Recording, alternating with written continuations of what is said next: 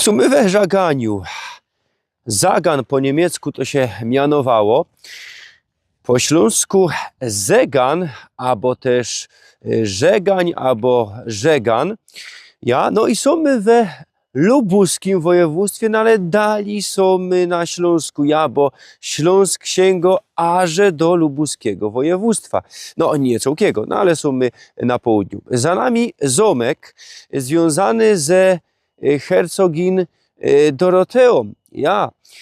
Ona się wywodziła ze Kurlandyi, no ale kiedy to Rusy przejęły pod koniec XVIII stulecia, to jej foter gledał jakiegoś placu do niej, no i tukej znot dawny gród przebudowali, no i mamy to, co mamy. No dzisiaj nie ma tam komnat, są tam rozmaite instytucje, amt i biblioteka i tak dalej, i tak dalej. No a co tukej jeszcze się znajduje?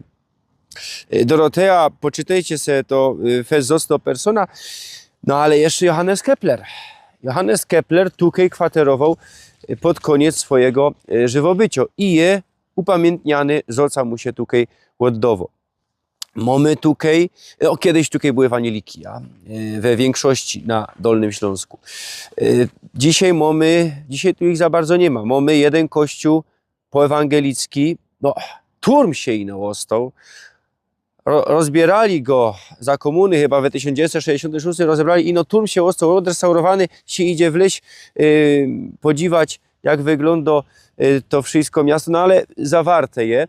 No i to był jeden z kościołów łaski w ogóle. 1709 rok, jeden z 7 chyba kościołów łaski na całkiem Śląsku. To sobie poczytajcie, to się rozchodził o habsburski dekret. No, katolicki wtedy był Śląsk, jak kontrreformacyjne, czasy kontrreformacyjne. No i dopiero łaskawie w 1709 Habsburgi się zgodziły, co by te 7 kościołów wybudować.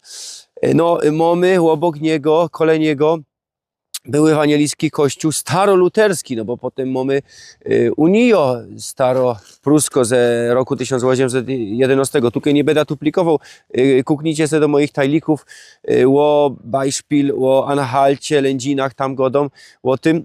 No i dzisiaj to jest kościół polsko-katolicki. Też kaś godą o polsko-katolickim kościele.